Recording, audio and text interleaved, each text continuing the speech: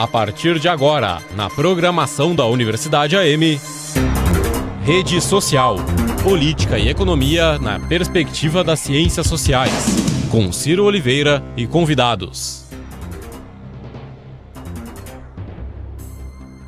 Muito boa tarde, Santa Maria, muito boa tarde, região central do estado do Rio Grande do Sul. Estamos começando nesse momento mais uma audição do programa Rede Social, aqui pelos 800 AM da Rádio Universidade, a emissora pública da Universidade Federal de Santa Maria. O programa Rede Social vai ao ar todas as quintas-feiras, a 1h10 da tarde, e leva até você os mais importantes temas das áreas de política, economia e sociedade, debatidos sob a perspectiva das ciências sociais e humanas.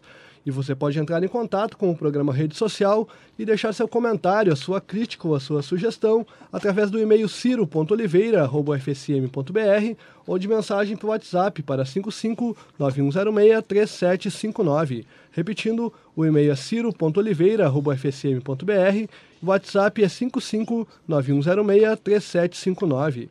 E se você gostar do programa, curta nossa página no Facebook. Basta digitar Rede Social no campo de busca. E no programa de hoje nós contamos com a participação do professor de Sociologia William Nunes. Boa tarde, Ciro. Boa tarde, ouvintes. Do graduando em Ciências Sociais Fred Limbuski. Boa tarde. E também de duas convidadas no nosso circuito CULA.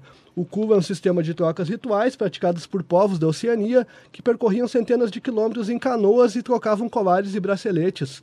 As trocas têm um papel fundamental em toda a organização desses povos nos âmbitos social, econômico e também cultural. A gente pode dizer que toda a organização da sociedade das Ilhas Trobriand tem o CULA como a sua base. E as nossas convidadas CULA, que vão presentear os nossos ouvintes com as suas contribuições para o debate de hoje, são a coordenadora do Grupo de Ensino, Pesquisa e Extensão, Direitos Humanos e Mobilidade Urbana Internacional, o MIGRAD, a professora Juliana Redim. Boa tarde, professora, seja bem-vinda. Boa tarde, Ciro, boa tarde, ouvintes. E também a mestranda em Direito, Amanda da Cruz. Boa tarde, Amanda. Boa tarde, Ciro. Boa tarde, outros colegas da mesa e a todos e todas ouvintes. Eu sou o jornalista e cientista social Ciro Oliveira e vou mediar o debate. Na técnica, Renato Molina, e a edição é de Júlio Grefe. E no programa de hoje nós vamos debater um assunto muito atual, que a gente tem visto bastante na mídia ultimamente, que é a questão dos refugiados e também das migrações, que envolve não só a questão internacional, mas mesmo a questão local aqui em Santa Maria, né? Principalmente a questão das migrações. Um relatório do Alto Comissionário das Nações Unidas para Refugiados, o Acnur, divulgado em junho, mostra que deslocamento global provocado por guerras, conflitos e perseguições atingiu um nível recorde e está acelerando rapidamente. A nova edição do relatório, Tendências Globais, revela um claro crescimento do número de pessoas forçadas a deixar as suas casas. Esse número atingiu o número recorde de 65 milhões de pessoas, comparado com 51 milhões e 200 mil registrados ao final de 2013 e 37 milhões e 500 mil verificados há uma década atrás. O crescimento desde 2013, com 8 milhões e 300 mil pessoas, é o maior já registrado em um único ano. Essa tendência de crescimento tem sido principalmente verificada desde 2011, quando se iniciou a guerra na Síria e que transformou o maior evento individual causador de deslocamentos no mundo. Em média, no ano de 2014, uma média de 42.500 pessoas por dia se tornaram refugiados, solicitantes de refúgio ou deslocados internos, um crescimento quadruplicado em apenas 4 anos. Em todo o mundo, 1 em cada 122 indivíduos, esses dados são de 2014, é atualmente refugiado, deslocado interno ou solicitante de refúgio. Se fosse a população de um país, isso representaria a 24ª maior nação ou mais populosa nação do nosso planeta. Então, para começar o nosso debate, professora Juliana, inicialmente, qual é a diferença entre um refugiado e o migrante? O que a gente pode dizer sobre isso? Ciro, a diferença ela é uma diferença de categoria jurídica e, portanto, também política. Quando se fala do refugiado, se fala daquela pessoa que ela está em condição de retirada ou de saída do seu local, o seu país, por motivação forçada. Então, o que define, o que determina a sua saída do seu país é o fundado temor de perseguição. E aí, a partir partir de algumas condições que são definidas, sobretudo por uma convenção, que é a Convenção de 51. O migrante, em tese, ele estaria em condição de optar, ou ele é orientado por algumas outras motivações de saída que não estariam enquadradas dentro da Convenção de 51. E o que a gente pode dizer sobre esses números assustadores, alarmantes, divulgados pela ONU aí, professora, de 65 milhões de pessoas hoje fora das suas casas por causa de conflitos ou outros elementos, professora? Realmente é um drama humano que precisa de respostas urgentes. E quando se pensa em respostas nas questões que envolvem as migrações, elas são muito mais dificultadas por interesses dos estados, né? Então, os estados, eles tendem a criar ou estabelecer sempre, digamos assim, argumentos de securitização para impedir ingresso de pessoas em seu território. Então, essa é uma luta para que se tenha a acolhida, que se tenha o processo todo de amparo de pessoas que estão em altíssima e imensa vulnerabilidade decorrente de causas, sim, de fundado temor de perseguição, conflitos e tudo que determina esse deslocamento forçado. Portanto, são as imigrações forçadas. Há uma dificuldade muito grande em que se venha a flexibilizar fronteiras também nesse processo. Então, isso é algo que tem sido muito questionado e os governos têm sido, de fato, sim, provocados a dar respostas. Contudo, as respostas que se têm verificado são respostas bastante restritivas no que tange a realmente acolhida das pessoas que estão nesse processo imensamente alarmante, né, de deslocamento forçado no mundo. E aí são os dados do Tendências Globais divulgados esse ano, 65 milhões. Então, realmente, há uma necessidade de mudança paradigmática da compreensão da mobilidade humana no mundo, e isso é necessariamente falar de Estado e falar de fronteira. Então, portanto, o tema é bastante delicado. Professora, e também eu acho que é interessante ressaltar que a gente bem sabe a questão da migração, ela não é um fenômeno novo dentro da humanidade, né? Eu acho que dá para se dizer que praticamente por natureza o ser humano ele é um ser que transita, é um ser dinâmico que tem diferentes formas de ocupação do espaço em se dependendo do tempo. E aí eu gostaria de perguntar, tendo em vista que essa é uma dinâmica constante dentro da história da humanidade e que traz, se dependendo do contexto, diferentes problemas, você estava falando da questão das políticas de Estado. Quais são as diferentes políticas assim que podem ser vistas hoje em diferentes extremos? Quais as soluções, digamos, mais benéficas e menos as soluções mais progressistas e menos progressistas que os estados têm adotado, as que têm surtido mais resultado e menos resultado? Como os estados-nações têm se portado frente a isso? Quais avanços que a gente tem visto ao longo da história, ou se não tem avanços, se existe retrocesso atualmente, como está essa situação? William, a tua pergunta ela é realmente bastante interessante quando você coloca a mobilidade humana como processo natural. De fato, ele é um processo natural. Mas essa compreensão, que é uma compreensão artificial do Estado, que controla corpos e controla sujeitos, ela, de alguma forma, remete a mobilidade humana a um processo patológico. Então, o Estado, ele tem, dentro das suas instituições, esse autocontrole sobre os sujeitos e a partir do que vai definir de vínculo político.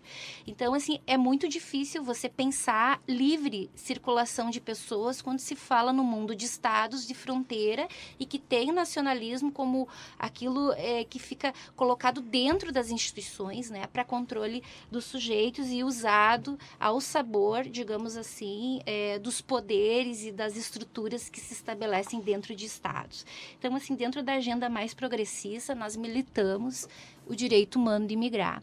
O direito humano de migrar é reconhecer que o Estado ele não pode instituir controle sobre corpos no processo de mobilidade, é reconhecer como um fato social e um fato humano a mobilidade. Então, a mobilidade humana, ela precisa ser desmistificada e não mais colocada dentro de processos de segurança que, de alguma forma, vão legitimar um discurso sobre controle de corpos, como, por exemplo, a mobilidade humana ligada ao controle de empregos, a mobilidade humana ligada a práticas de ameaça à segurança do Estado. Então, esses são, digamos assim, alguns mitos colocados no processo de mobilidade que eles servem necessariamente para que estruturas bastante conservadoras de Estado venham a justificar controle de fronteiras, o que é injustificável quando se fala de fato social e fato humano. Então, dentro da agenda progressista, nós militamos efetivamente o direito de migrar como um direito humano, do sujeito escolher o local de destino e ali fazer a sua vida, e ainda que seja um local de passagem, como um direito dele no processo de mobilidade. Então, como isso é difícil, porque isso é o Estado renunciar o poder discricionário de falar sobre a desejabilidade de sujeitos dentro do seu território. E como a mobilidade ela tem sido sempre associada a questões também, a fatores ideológicos, há sempre uma tendência de colocar o sujeito, o estrangeiro, no processo de estranhamento, o outro, e, portanto, alguém que está sempre representando uma constante ameaça a realidade do Estado, né? A nação e questões dessa ordem. Nesse sentido, eu acho muito interessante que tu trouxe a questão da ideia de ameaça do estrangeiro ao Estado, né? Esse discurso que se tem dominante, enquanto que, na verdade, esse discurso, ele é muito, na verdade, eu acho que na maioria das vezes, comprado, né, pelo senso comum dentro das pessoas de cada Estado, nação. E, na verdade, ao menos o que eu vejo é justamente o contrário.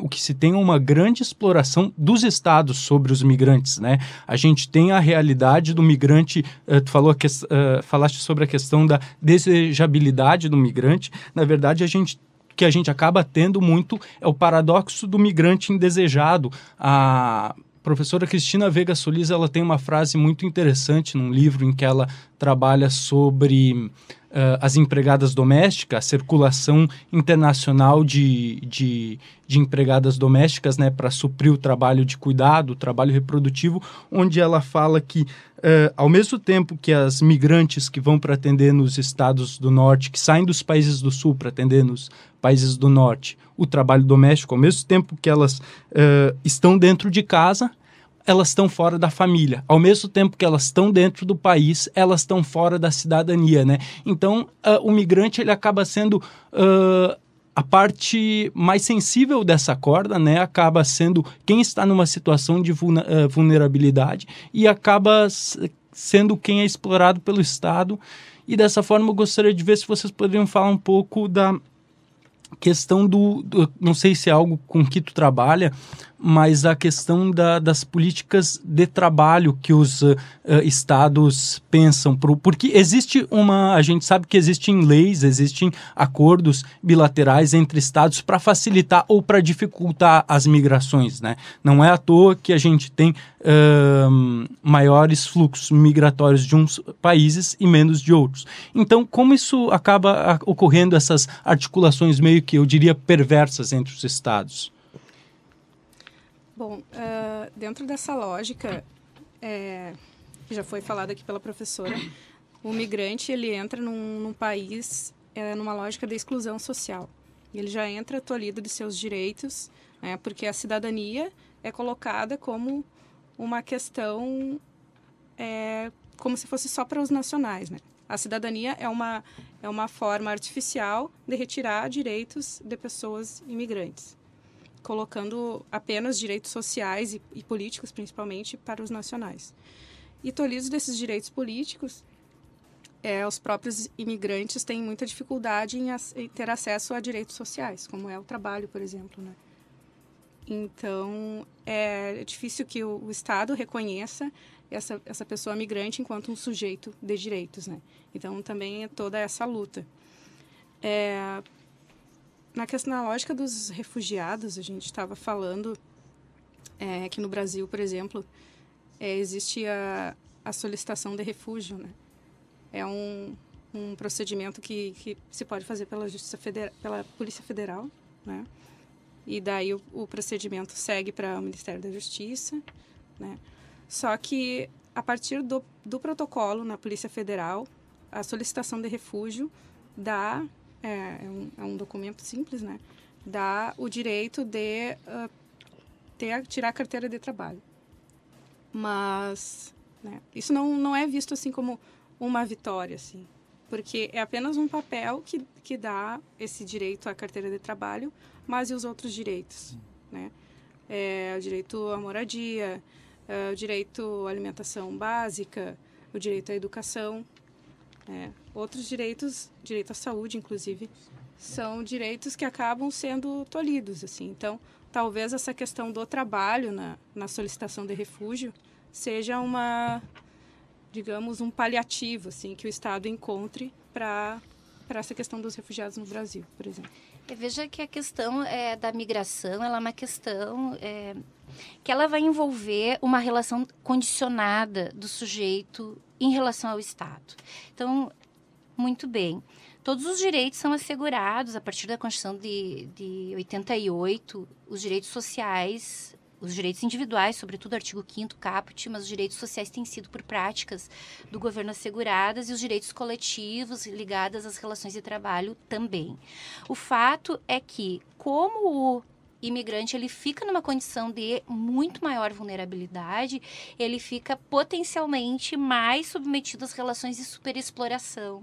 Então, a possibilidade dele chegar, por exemplo, a reivindicar direitos da relação laboral, na justiça do trabalho, são muito remotos, porque ele se sente condicionado ao Estado, ele não quer se incomodar com o Estado, ele prefere se submeter, até porque o empregador que vai locar a casa para ele, porque ele não tem alguém para pagar, para ser o fiador, né, no contrato de locação, ele vai locar com mobiliário lá dentro, vai descontar do seu salário e, portanto, se cria uma rede e uma relação de superexploração.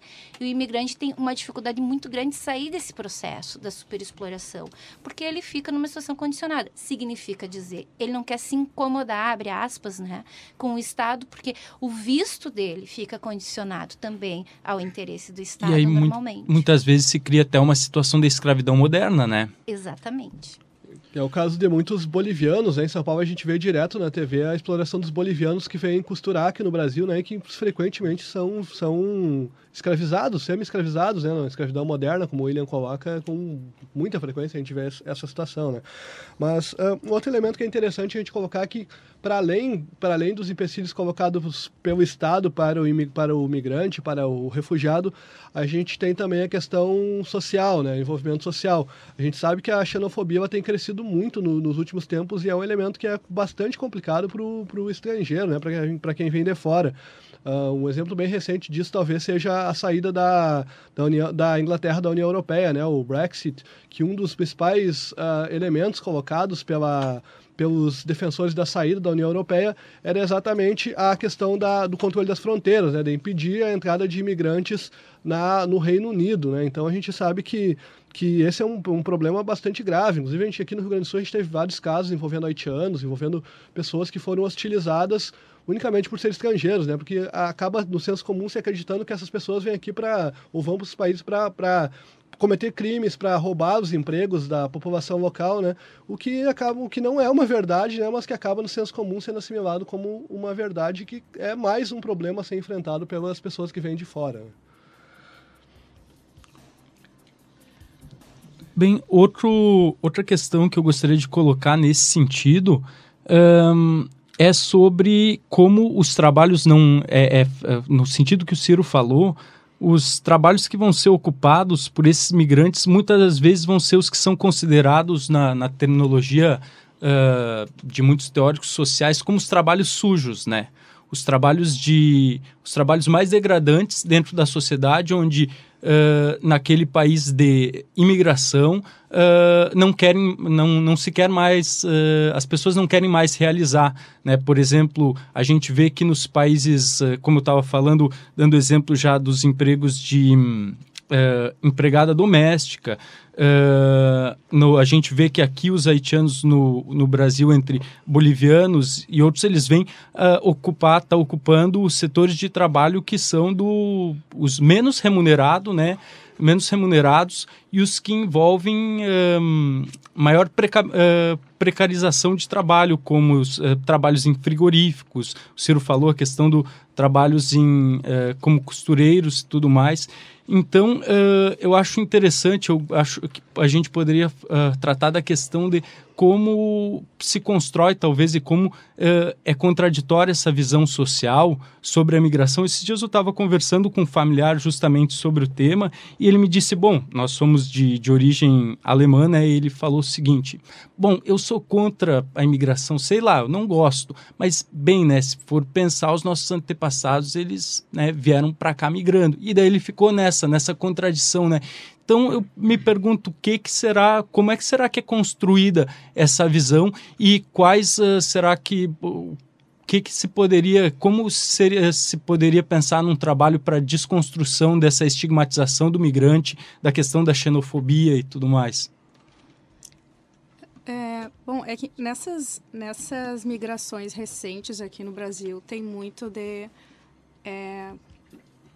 migrantes da África, migrantes haitianos, né? No caso do Haiti, migrações forçadas, na maioria das vezes, ou visto humanitário, que a gente pode explicar depois.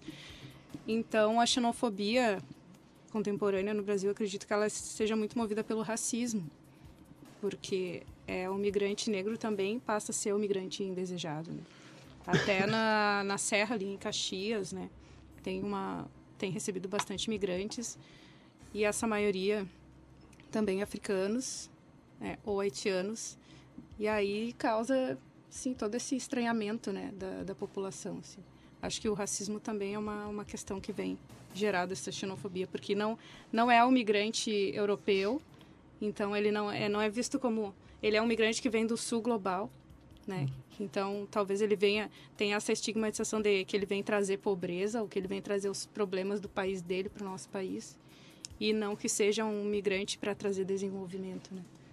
Por todas essas razões, eu acredito. Eu queria só colocar um ponto em relação à União Europeia, mesmo a separação do Reino Unido, né? Que talvez seja dois pontos. Um é a questão da crise, né?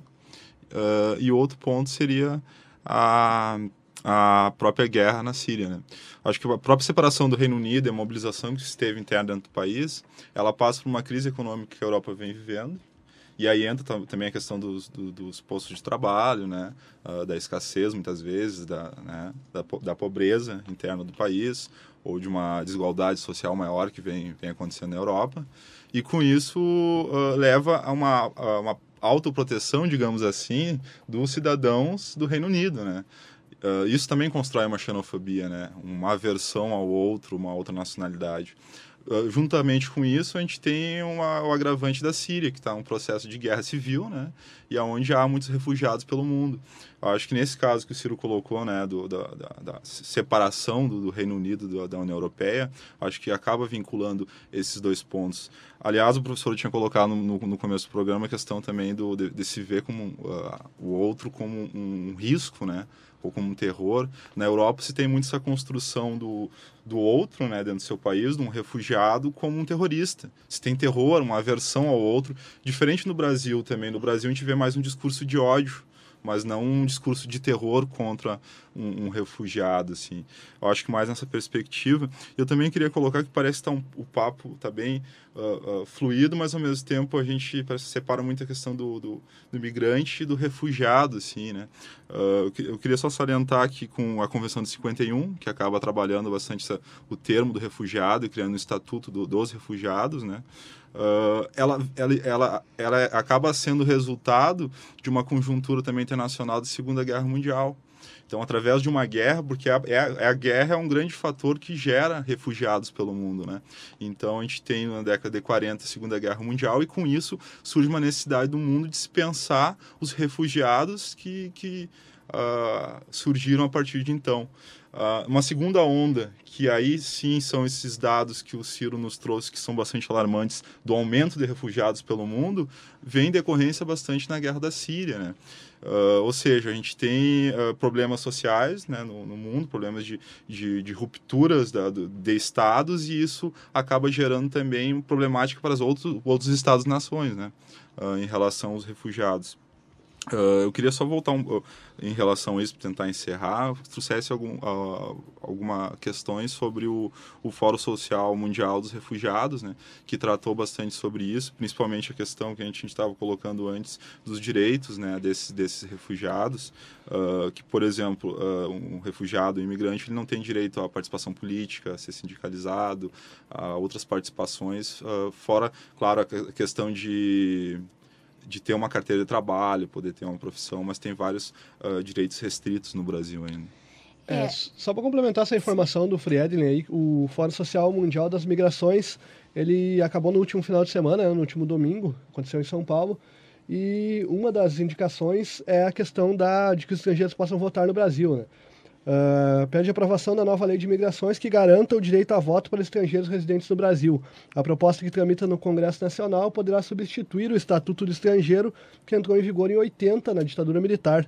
A lei que nós temos também não permite que o estrangeiro, o migrante, administre uma empresa com visto, permite que, com visto temporário, que seja sindicalista ou que faça manifestações políticas, como o Friedlin coloca, né? A minha pergunta era exatamente sobre isso. Qual a opinião de você sobre essa participação política, tanto no voto quanto nas demais instâncias da vida política brasileira dos estrangeiros? Primeiramente, assim, a questão do fórum, ela é sobretudo importante porque ela é um espaço de resistência. Então, assim, ela parte de algumas compreensões como que nenhuma circulação de pessoa pode ser encarada como algo ilegal, ou seja, nenhum ser humano é ilegal. Então, isso tem um simbólico muito grande de resistência. Mas o que resulta dessa pauta ou da carta final do Fórum Social Mundial das Migrações, nesse contexto, sobretudo brasileiro, é realmente pensar o imigrante como um sujeito protagonista no processo político, né? Então, isso é uma das maiores dificuldades que se tem. E é interessante falar que hoje foi aprovado na Câmara dos Deputados o PL 2516, com o parecer do deputado Orlando Silva.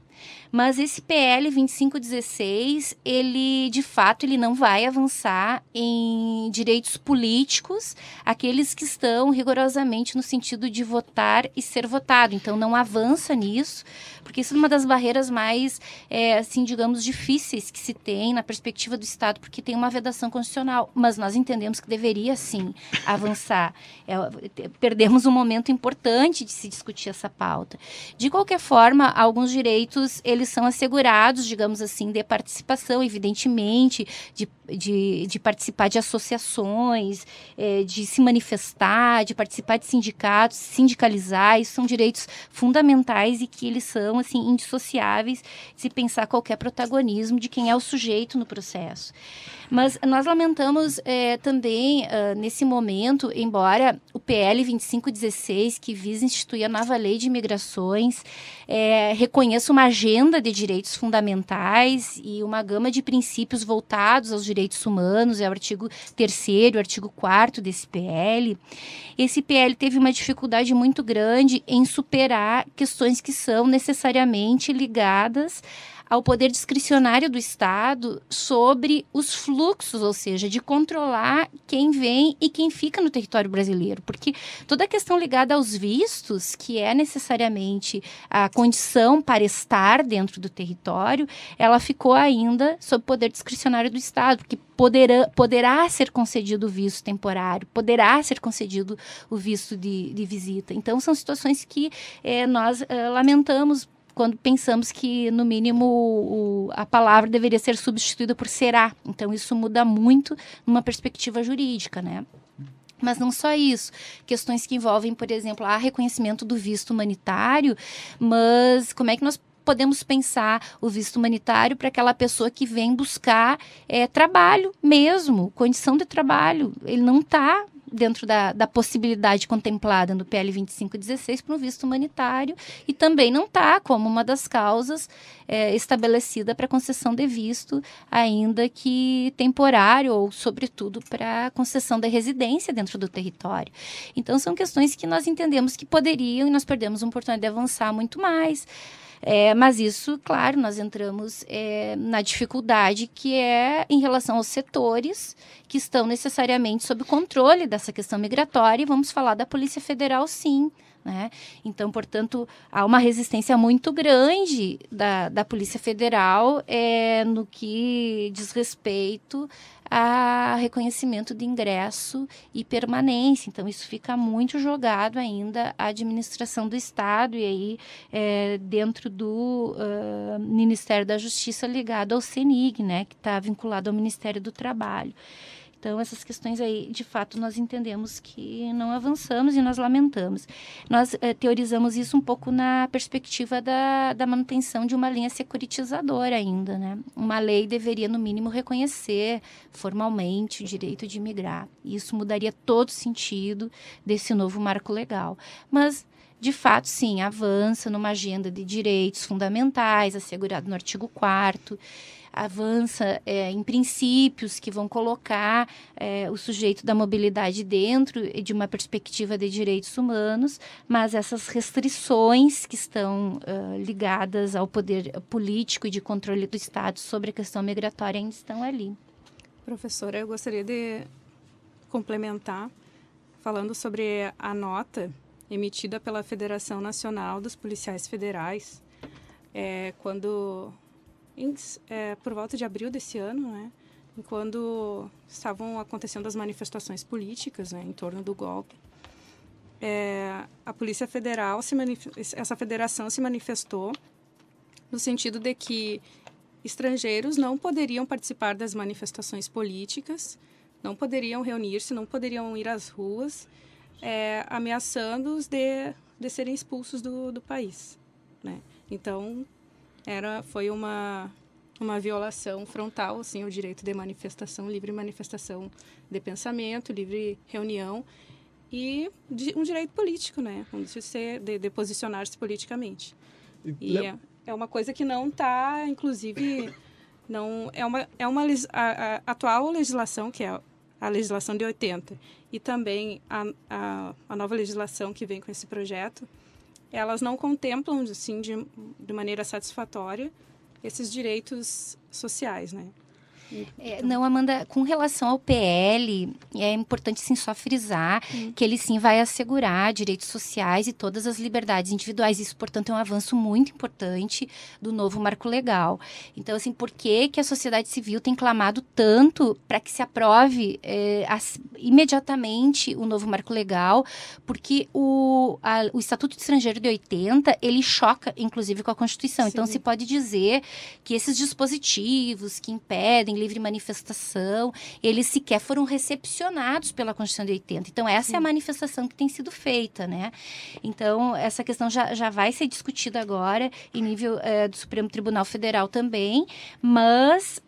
o novo marco legal, então, ele definitivamente vai clarear essa situação, vai assegurar a livre manifestação, vai assegurar a participação em associações, sindicalização e tudo mais que está ligado à possibilidade do sujeito ser protagonista de direitos. Isso, então, é um avanço muito importante do novo marco legal, que está lá no artigo 4º aí do projeto de lei. Então, isso é algo bastante importante mesmo. Então, nesse sentido, que uma das, digamos assim, das principais manifestações do Fórum Social de Migrações foi de exigir a aprovação, lei de migrações já. Então, essa era a bandeira que foi colocada ali, mas com essas ressalvas, dizendo que nós vamos avançar em iguais direitos individuais, direitos sociais, direitos coletivos, direitos que estão no bojo da Constituição também para migrantes, mas em relação ao Estado ainda manter um nível de controle sobre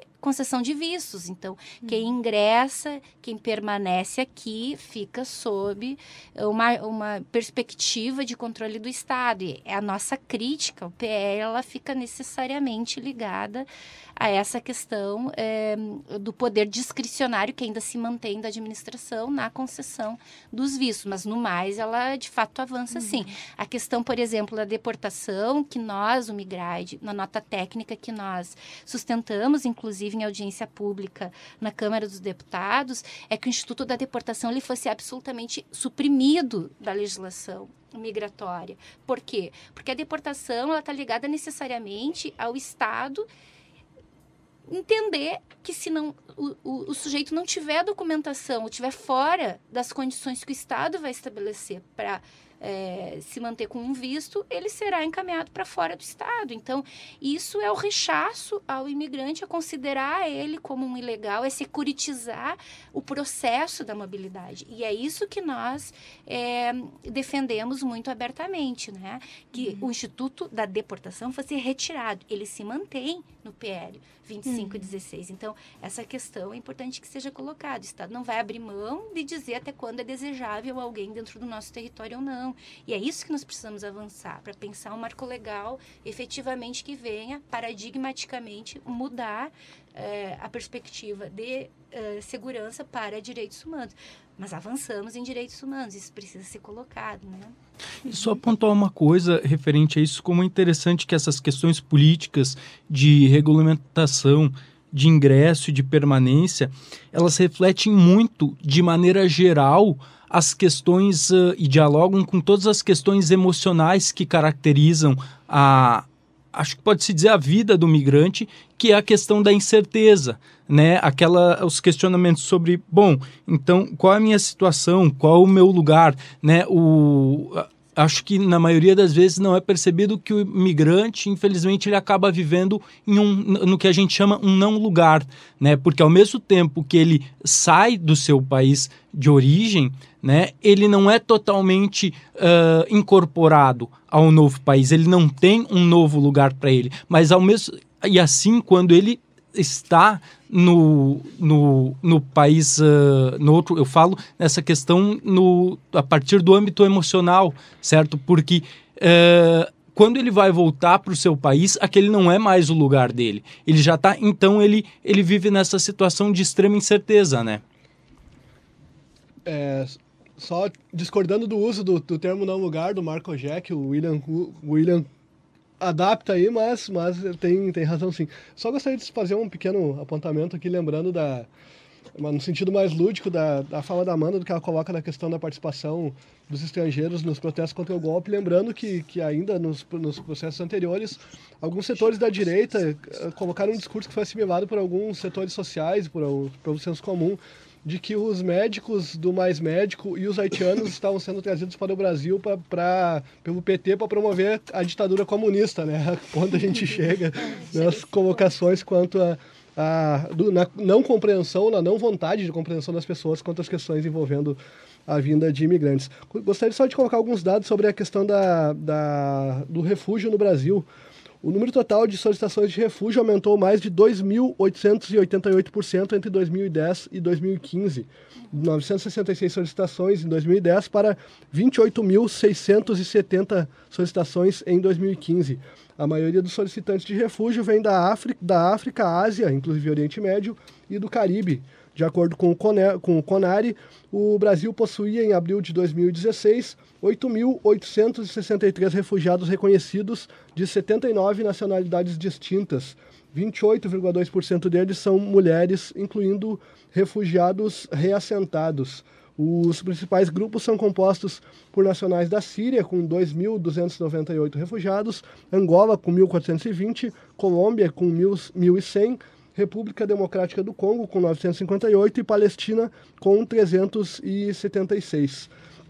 Só mudando um pouquinho do foco para a nossa questão local aqui, No Dia Internacional do Migrante, a reitoria da UFSM recebeu a proposta de resolução institucional formulada pelo MIGRAD, né, pelo Grupo de Ensino, Pesquisa e Extensão em Direitos Humanos e Mobilidade Urbana Internacional, para a criação do Programa de Acesso ao Ensino Superior e Técnico aos Refugiados e Imigrantes em Situação de Vulnerabilidade.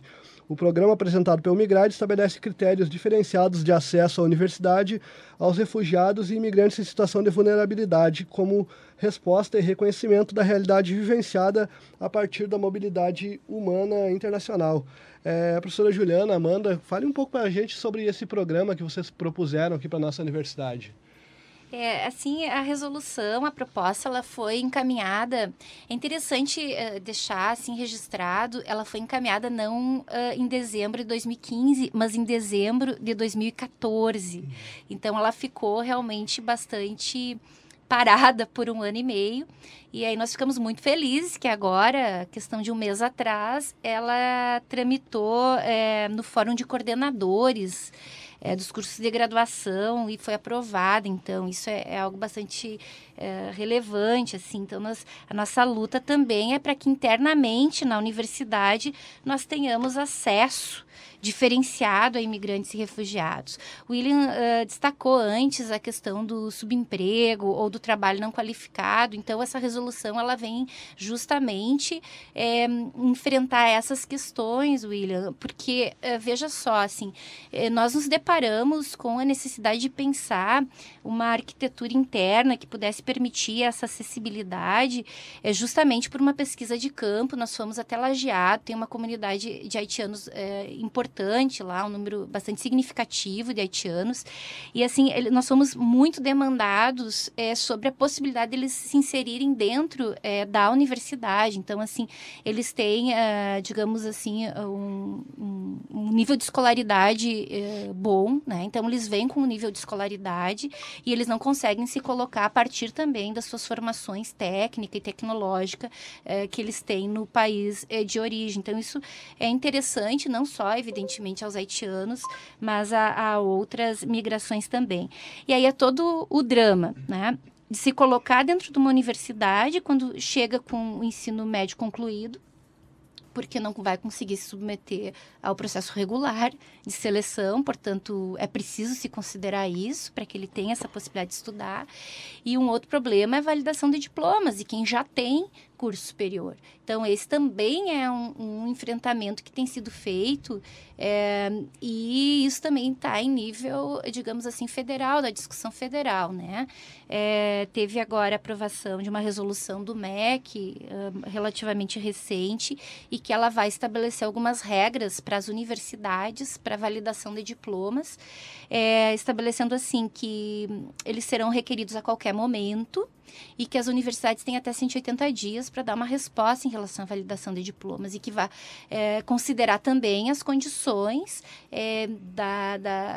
do curso frequentado no país em que a pessoa desenvolveu o curso e tudo mais, de modo a facilitar mesmo essa validação de diploma. Isso é fundamental para a integração social e para que se possa também superar isso que está na perspectiva da migração, que ele vem e ele está em lugar nenhum, e ele está jogado a um subemprego, ele está sem poder exercer aí direitos e o seu trabalho qualificado, que muitas vezes foi o feito no país de origem, né? Então, essa resolução, ela está ligada não à validação de diplomas, mas ao ingresso na universidade. Então, ela prevê vagas suplementares. O imigrante, a gente coloca ali em situação de vulnerabilidade, porque é aquele que vai comprovar que vem em condições de dificuldade no país. Não é o refugiado, é o imigrante, portanto, não é aquele que veio com fundado temor de perseguição e dentro das condições estabelecidas pela Lei 9474, que é a lei nossa brasileira que define quem é o refugiado, mas é aquele que veio como migrante, por exemplo, o haitiano, que veio como imigrante e que não, enfim, tem condições socioeconômicas difíceis, né? E ele comprova essa situação e ele vai submeter essas regras diferenciadas. Então, se ele não tiver possibilidade de comprovar o ensino médio pelas vias estabelecidas regulares, ele se submete ao exame médio, né, de ensino médio, Enem, com nota mínima, e ele já tem condições de ingressar na universidade com vagas suplementares. Seriam no percentual, então, de 5% em cada curso de vagas destinadas a imigrantes. Então, isso é algo que a gente entende bastante importante, né? Outra coisa do cenário local que a gente percebe é a dificuldade aqui em Santa Maria que os senegaleses têm com relação ao trabalho deles, né, o comércio informal. O Migride tem o seu eixo de extensão e também trabalha com essa população, né? E também já tivemos demandas com relação a isso, né? A dificuldade que eles têm com o poder público municipal aqui, na questão de poder vender no centro ali, né, na rua. Inclusive com casos de repressão com agressividade, né, Amanda? Exatamente, ocorreu no início desse ano, em janeiro, teve um caso, e logo, agora no meio do ano, teve um outro caso, que inclusive acabou numa prisão, né, uma prisão ilegal. E é uma situação assim de enfrentamento que nós temos aqui com o poder público municipal. Esse caso assim nos chocou muito porque mostrou uma truculência absurda das autoridades, dos agentes municipais, e que inclusive pediram o apoio da polícia militar. Então é algo num excesso assim inaceitável. Então assim, o vídeo que foi gravado do fato, ele foi publicizado pelo Migride, inclusive pelo integrante do Migride, Luiz Augusto, que estava e presenciou e gravou o vídeo, e ele também compartilhou na sua rede social. Nós tivemos em torno de mais ou menos, a gente tenta assim pensar, uns 1.500 compartilhamentos, então foi um alcance imenso, as pessoas realmente foram solidárias, perceberam o absurdo da condução em relação ao comércio de rua do senegalês, a violência que foi, enfim, executada na ação, né, das autoridades, dos agentes municipais, juntamente com os policiais militares. Ele fez, evidentemente, um boletim de ocorrência. Nós esperamos que isso seja apurado com seriedade, rigor. Nós estamos cobrando isso das autoridades, que esse abuso seja, de fato, enfim... investigado, acho que essa é a palavra adequada, né? Apurado, e o vídeo ele é bem revelador do que foi o que nós entendemos por truculência nesse momento. Mas isso revela um outro problema também, que é pensar o comércio de rua e, sobretudo, quem tem mundos de trabalho diferenciados. Então, assim, o comércio de rua é algo cultural em se tratando senegalês, né? O senegalês, ele trabalha com comércio de rua, ele tem isso como uma cultura, ele faz remessas ao seu país de origem, atuando no comércio de rua. Então, para ele é fundamental para a sobrevivência dele e das pessoas que ficaram no país de origem. Então, quando a gente pensa que o município, por exemplo, de Santa Maria, não dá respostas ao comércio de rua, não só, claro, evidentemente, dos imigrantes, no caso senegalês, temos aí os indígenas, temos também os artesãos, em situação bastante complicada aqui no município, isso precisa ser discutido, necessariamente discutido, mas vejam só, todo o comércio de rua em Santa Maria, ele está regulado por uma legislação municipal de 2012, que prevê como único local possível o shopping popular. Então, vejam só, quem não tem acesso ao shopping popular fica excluído, né, do comércio que é necessário para a subsistência, portanto, está fora de qualquer lógica de concorrência, né, de mercado, que isso a gente já viu, inclusive, em algumas falas que vieram do município, que nos causou uma certa preocupação também, porque o comércio de rua ele não pode ser compreendido nessa lógica, né? Então, assim, nós estamos também agora, nesse momento, imbuídos e discutir em nível legislativo municipal e em nível do executivo municipal a questão do comércio de rua aqui, sobretudo envolvendo esse caso, assim, lamentável. Lamentável é uma palavra até, assim, né? em relação ao senegalês aqui. Bom, então o papo, como sempre, está muito bom e sempre passa muito rápido esses nossos 50 minutos aqui do programa. Chegamos ao final de mais um programa na rede social. Só tem um tempinho para uma correção, Ciro? Pois não, fica à vontade. Acatando a correção do Ciro antes, o termo que eu utilizei foi equivocado. Utilizei o termo não lugar do Marco Eugênio. Na verdade, eu queria me remeter a um termo do Abdemalek Sayad, se eu não me engano, que é entre o estar aqui e estar lá. Tem até um trabalho da... deixa eu ver se eu encontro aqui. É da Gláucia de Oliveira Assis, falando sobre brasileiros nos Estados Unidos, em que ela usa essa terminologia. Então, só adequando aí, corrigindo. Feita a correção, então a gente agradece aqui a presença no nosso programa da coordenadora do Grupo de Ensino, Pesquisa e Extensão Direitos Humanos e Mobilidade Urbana Internacional, o Migrade, a professora... É só uma correção também, Ciro, é mobilidade humana internacional. Eu peguei do site da UFSM, deve estar incorreto, então, no site da UFSM na notícia. Certo. Então, agradecemos, muito obrigado, professora, pela sua presença, obrigado a presença da Amanda da Cruz. Eu que agradeço também. E contamos também com a presença do professor de Sociologia, William Nunes, e do Friedlin Busque, graduando em Ciências Sociais. Eu sou Ciro Oliveira e mediei esse debate. Voltamos na próxima semana com mais debates envolvendo política, economia e sociedade. Uma boa tarde e até lá. Você acompanhou pelos 800 AM Rede Social, um programa de Ciro Oliveira.